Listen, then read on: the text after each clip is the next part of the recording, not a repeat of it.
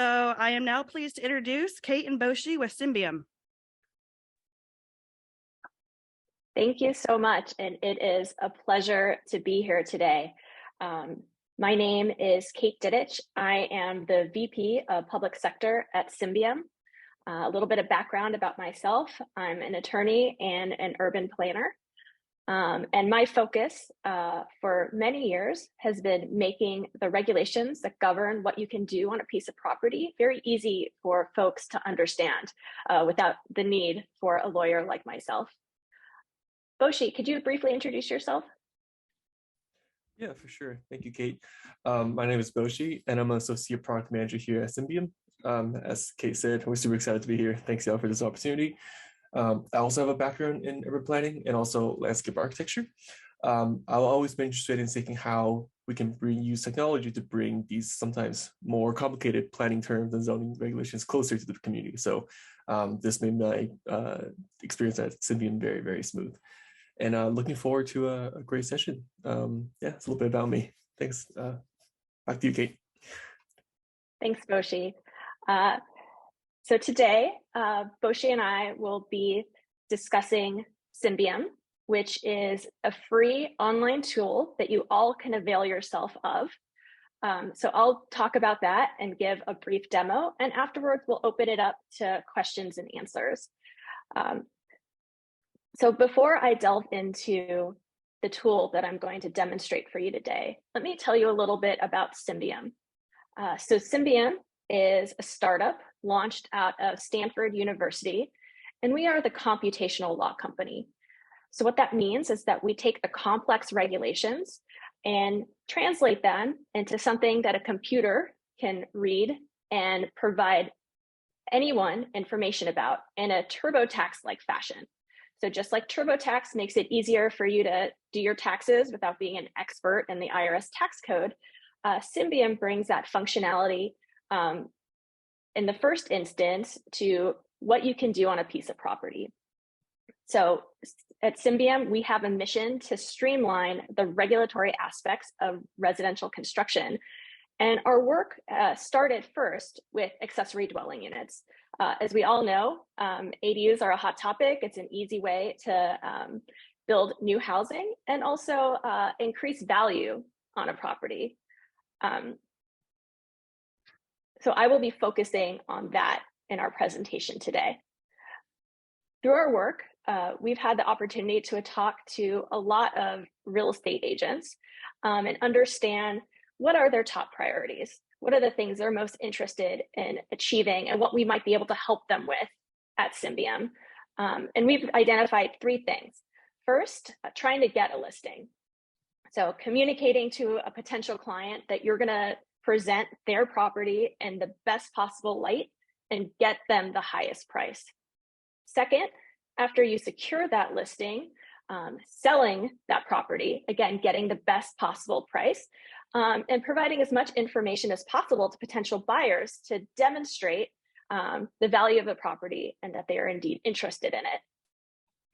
And then third, representing buyers and helping them understand and evaluate their return on investment, what the property is worth, and also if there is potential, for instance, for developing the property further with potentially an ADU. So now I'm going to give you a brief demonstration of Symbium, which again is a free online tool that you can use today. So let me share my screen.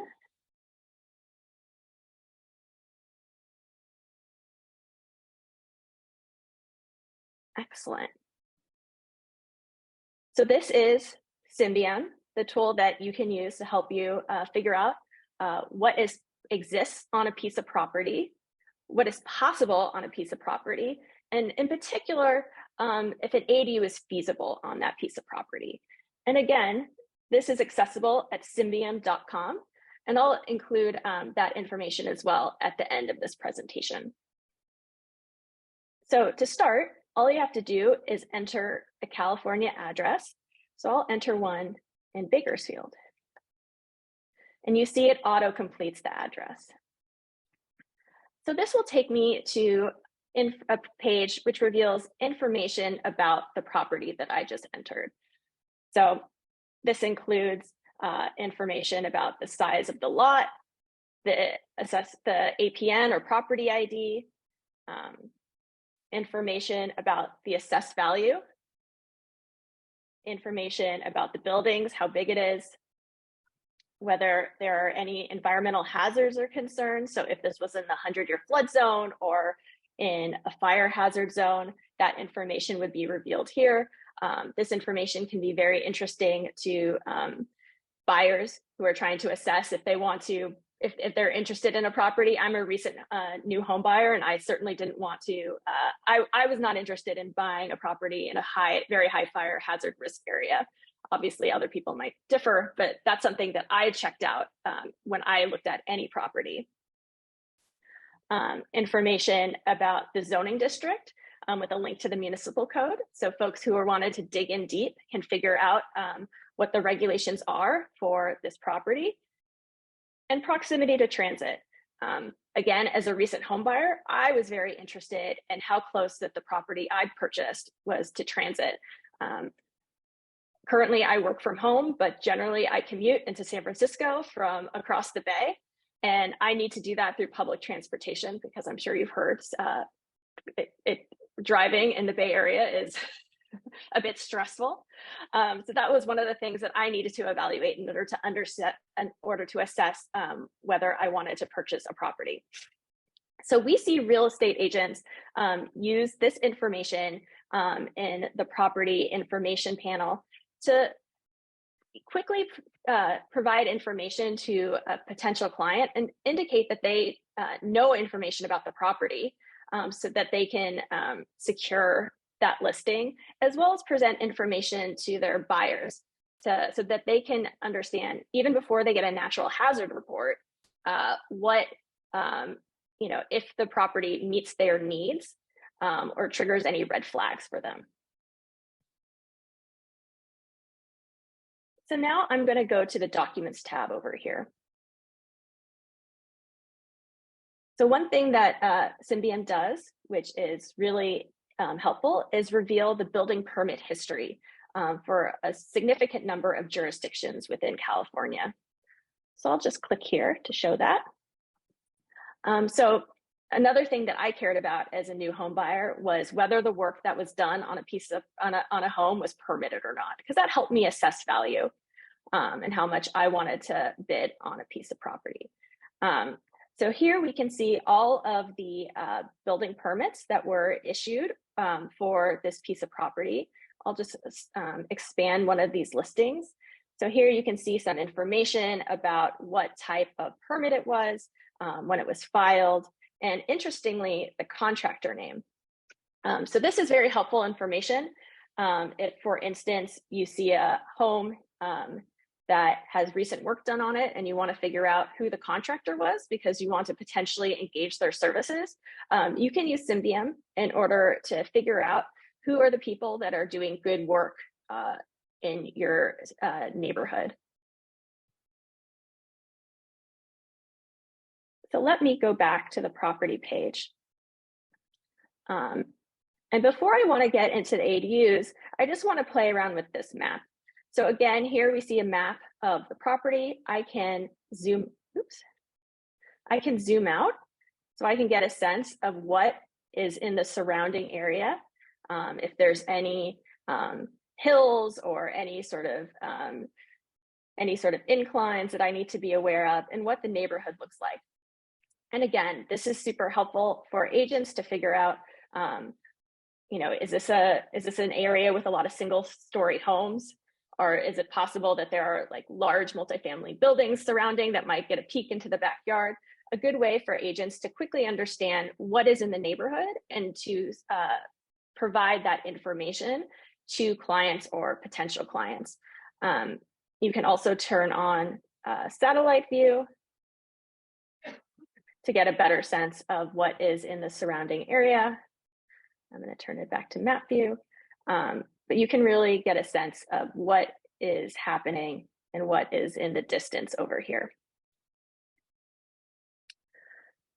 So now I want to show you how to understand the ADU feasibility of this site. So to do that, I'll click on the Projects tab. And here there's a button that says Accessory Dwelling Units. So I'll click on this. So this takes us to Symbium's ADU feasibility tool. So again, we'll see on the left-hand side of the screen a panel at this point which has information about the property. And on the right-hand side of the screen, we have a map of the property. So on the left-hand side of the screen, again, we have the property information that is relevant to the ADU feasibility of this site. So again, the lot area, the size of the primary residence, etc. Next, I want to show you potential ADU designs that might work on this property. So to do that, I'll click this button here that says Browse Designs.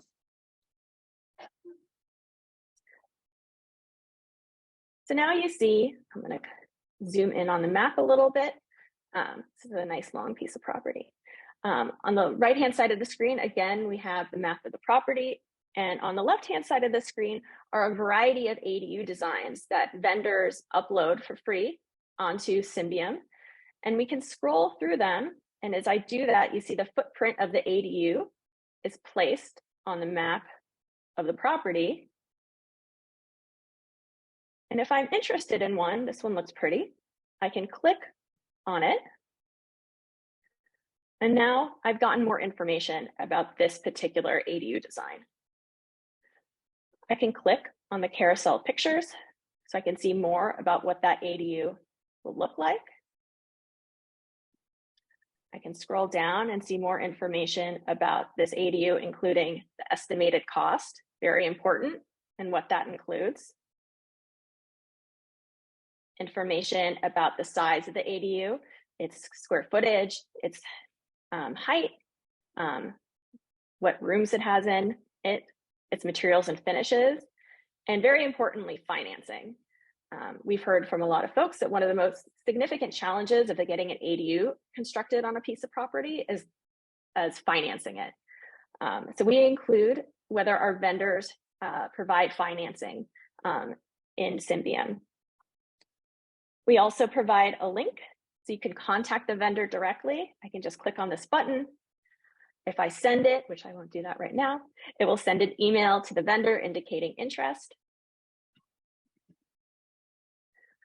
And so now I want to direct you to the right side of the screen to look at the map. So here you will see the footprint of the ADU is blue. You can see this hatching on the side of the property and in the front of the property. And those are the no build areas that are precluded from putting an ADU because of setback and other regulations. I can also turn on the satellite so you can view that a little more easily. So you can see if I move the ADU into that setback location, I receive a warning and the ADU turns red. And the warning tells me that an ADU must be set back at least 4 feet from the side and rear property lines. I'm going to move back to the map. Similarly, if I move the ADU close to the primary residence, I'm told that an ADU might not be allowed this close to the building. That's because building code, depending on the construction of the ADU, you will need to put the ADU a certain feet from any other structure. So I can move around this ADU wherever I want and get immediate feedback on whether the location meets regulations or not. And again, I can turn on the satellite to figure out if, like, for instance, there's a tree here or anything else that might make this not the correct or not the ideal site location for the ADU. And I can do this for any number of designs that we have on Symbium. Now let me go to the sketch button. So you can see the navigation bar on the upper right-hand portion of the screen, and I'll click on sketch. So sketch is helpful if, for instance, you just want to show what is the maximum ADU size you can put on this property, or perhaps you're not interested in showing your client particular ADU designs, but just giving them an idea of what's feasible. So again, I will zoom in. And here you can toggle the building width and depth. and get immediate feedback of whether the ADU meets regulations, or in this instance, whether you need to ask the city about whether an ADU of this size is feasible on the property. And again, you can move it around. And you'll see that as I change the width and depth of the property, the estimated cost changes based on the square footage.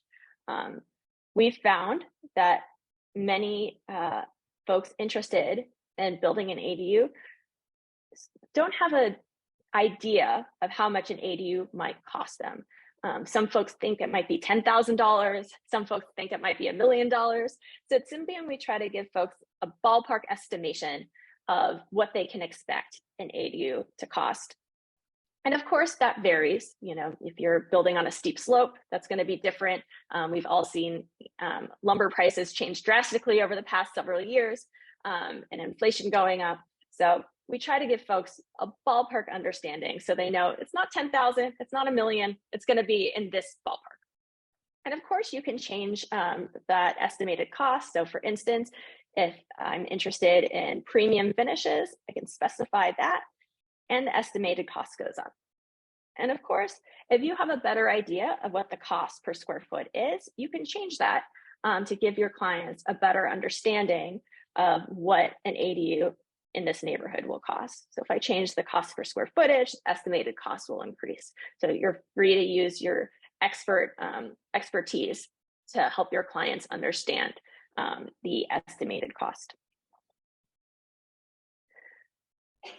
Lastly, what I want to show you is the ADU report. So I just clicked on the ADU report on the upper right-hand portion of the screen.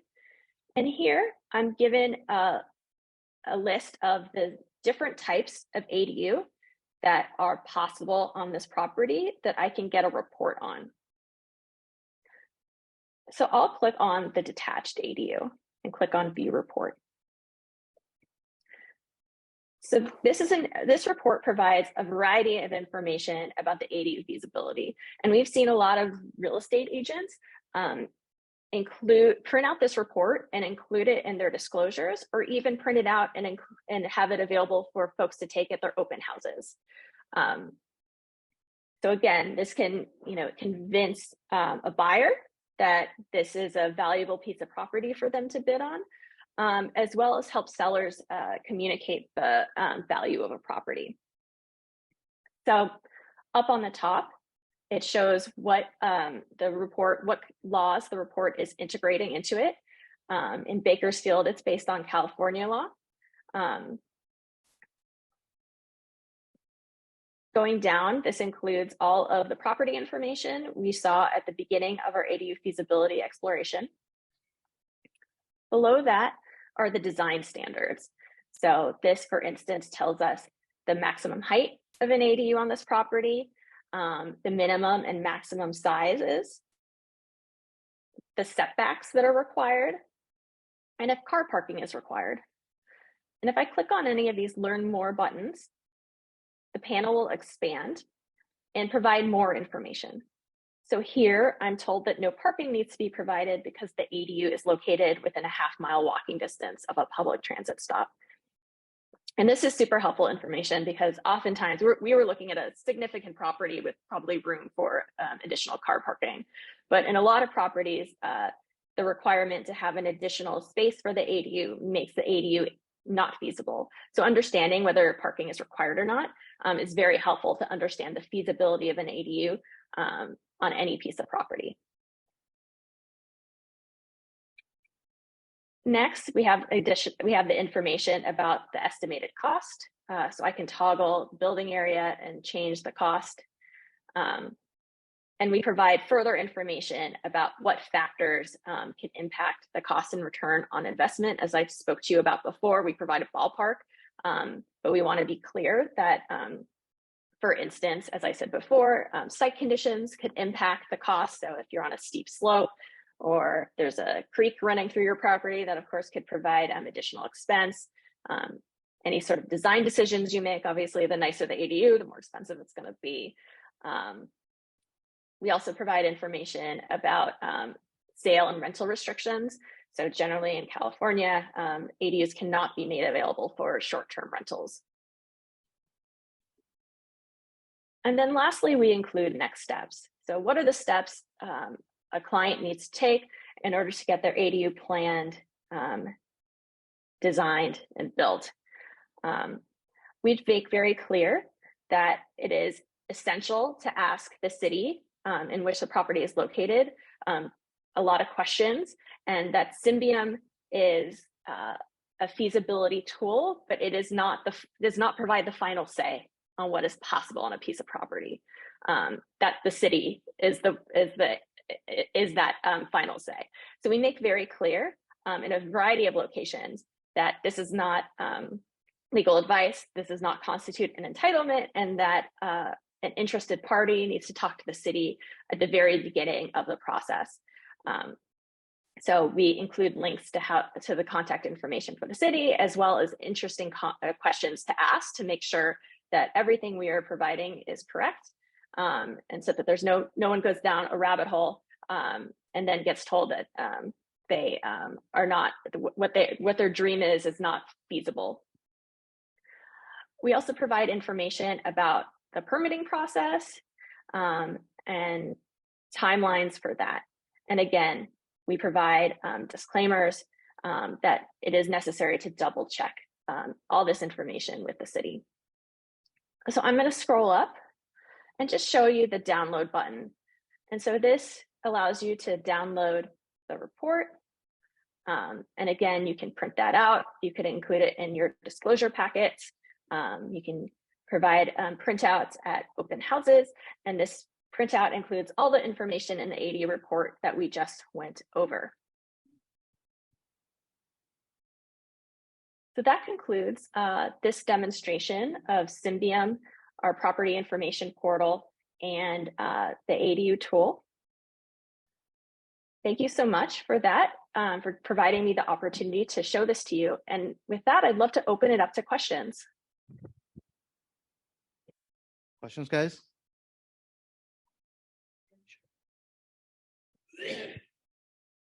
So I just wanted to ask, I know you mentioned the NHD report. Just wanted to see where you guys got your information on the hazards that you guys provide on the reports here. Yes, I'm happy to get into that. So at Symbium, all of our information is from governmental data sets, and it's the best possible information that we have. So our flood zones are from FEMA. We get our information about fire hazard risk from CAL FIRE, for instance. So everything is from a state, federal, or local agency. We also get our information, for instance, about lot area and assessed values. That information is from governmental agencies. In those instances, they're from the county. I noticed the square footage of the house looks like it includes the garage. So generally, yes. So for the building footprint, we include the calculation of the geometry, the actual shape of the building. So we don't distinguish between livable area and non-habitable area at this time. So that's part of the reason why if you go into your MLS listings, or you might have a slightly different information about the square footage. Thank you.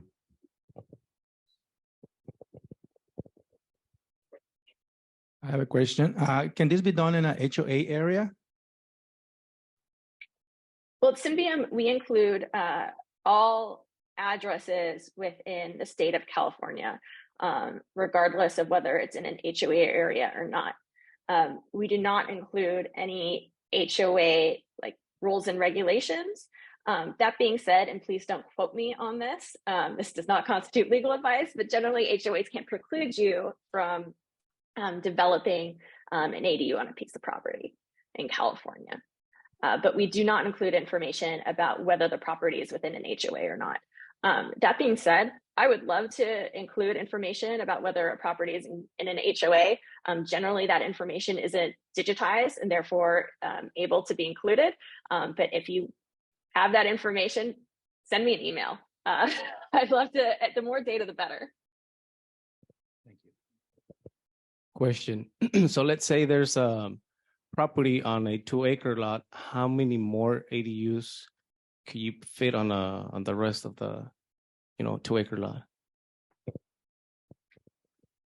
Yeah, that's a good question. So that depends on a few things, including what's currently on the property. If it's a multifamily building, you are going to have the potential of adding more units than if you have a single family dwelling there. And also about the types of ADUs that you want to install on a piece of property. So I recommend to help you answer those questions, again, to use Symbium, and you can get all the technical information about what is feasible, and you could put in and get a better understanding for a particular piece of property depending on what is there now and what types of ADUs you're interested in. Anybody else? If we're using this information to show our clients and we give them an estimate, the estimate shown, does that include like permits, or is it just for the construction of the building? So it includes, it does not, we do not have a fee calculator in Symbium, so it does not provide you a specific, we do not say this, that let's say the permit costs $2,000. What we do is provide, we include a general estimate of how much permit fees may cost based on the square footage. But it is not, we do not calculate the particular fees. And so again, I'm going to scroll down to factors that may impact cost and return on development, and then fees. So for instance, we do not include impact fees. Some cities have significant impact fees, some have less. For instance, I know just developing in San Francisco, that might be more expensive than, for instance, the fees for building in Bakersfield, although I'm not an expert. So it does provide an estimate, it does provide a cushion in that cost estimate for fees, but it is not exact. Anybody else? Any questions online? They were answered by. Awesome. All right. Well, thank you guys so much. Thank you, Kate and Boshi, for taking the time to show us how to utilize Symbium and all the amazing features it offers. One more applause for our speakers. Thank you. And if you would like to rewatch this event or any of our past events, they are posted online on our YouTube channel and also on the MLS under links and documents. If you guys see in person, there's a QR code on your table. If you scan that, it takes you to a survey, which will enter you in for the chance to win the gift card. For those of you online, we have the link posted in the chat. So please fill that out so we can get some feedback and keep bringing these events to you. And before we go, I want to bring up Mary Gonzalez, who's got a couple things a program that's going on that she would like help with. Thank you. Well, Mary's coming up. Let me just end by saying, feel free to reach out to us if you have any questions at hello@symbium.com. We also love chatting with folks about how we might improve our products and test out some new ideas. So if you're interested, please reach out. And again, here is the link that you can use to access Symbium. And with that, thank you guys for coming to our technology committee. We look forward to having you guys next year in 2023. Have a great rest of your day. Thank you.